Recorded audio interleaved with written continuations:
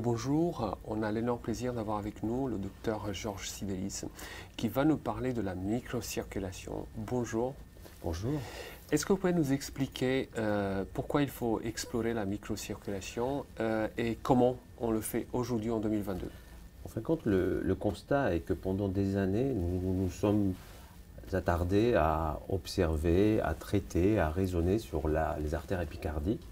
Et maintenant, de plus en plus, on commence à prendre conscience que ces artères épicardiques représentent que 10% de la circulation coronaire. Le reste, les 90% qui restent, c'est la fameuse microcirculation qu'on observait de temps en temps quand on faisait des examens avec cette fumée de produits de contraste à la fin de l'éjection. Mais forcément, cette microcirculation, ça doit pouvoir, et son exploration, nous expliquer et ouvrir des nouvelles pistes de traitement et de diagnostic.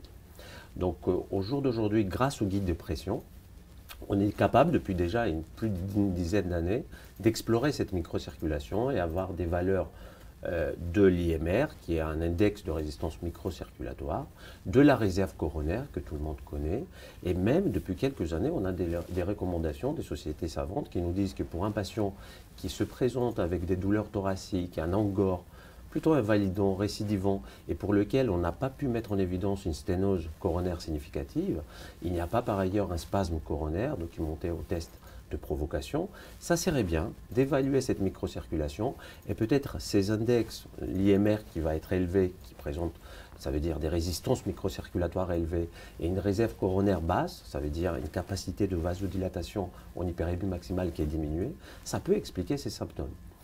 Bien sûr, en routine, c'est un peu compliqué parce que ça veut dire un cathéter guide, c'est un examen invasif et surtout dans le cadre du syndrome coronaire chronique, ça s'adresse à des patients plutôt jeunes sans atteinte coronaire significative. Donc on est toujours un peu gêné d'être invasif, mais avec les années, je pense qu'on va être de plus en plus à l'aise, l'exploration elle est plutôt safe et surtout on va pouvoir proposer des traitements. Au jour d'aujourd'hui, moi pour le syndrome coronaire chronique, je reste un peu mal à l'aise parce que les traitements, c'est les traitements qu'on connaît, l'inhibiteur calcique, le bêta-bloquant, la réadaptation cardiaque.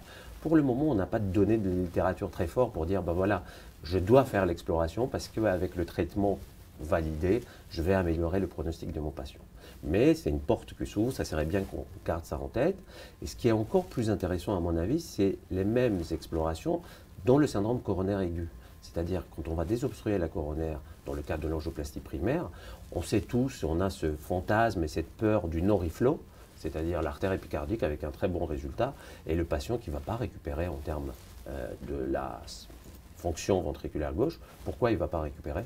Parce que cette microcirculation est atteinte suite à notre procédure, suite à l'infarctus, avec une embolisation distale, avec tous ces mécanismes de no-reflow qu'on connaît.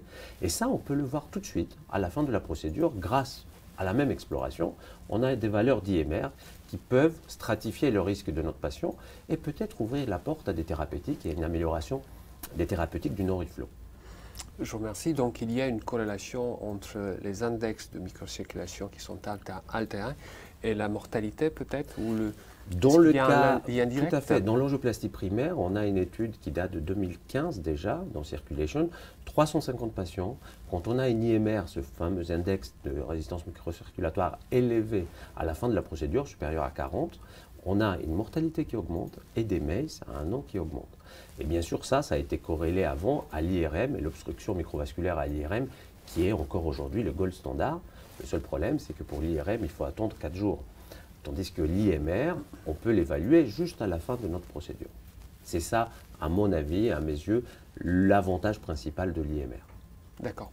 Et pour finir, alors, j'ai bien compris qu'il n'y a pas un traitement spécifique, mais à votre avis, quel est l'ensemble des mesures qu'on peut lancer pour nos patients pour qu'on améliore un peu aussi la microcirculation, mais bien évidemment l'outcome cardiovasculaire. Bon, là-dessus, on est obligé, je pense, de rester sur l'étude Coromica, une étude qui a validé en fin de compte l'utilisation de l'IMR et de la réserve coronaire dans le cadre de l'angor stable.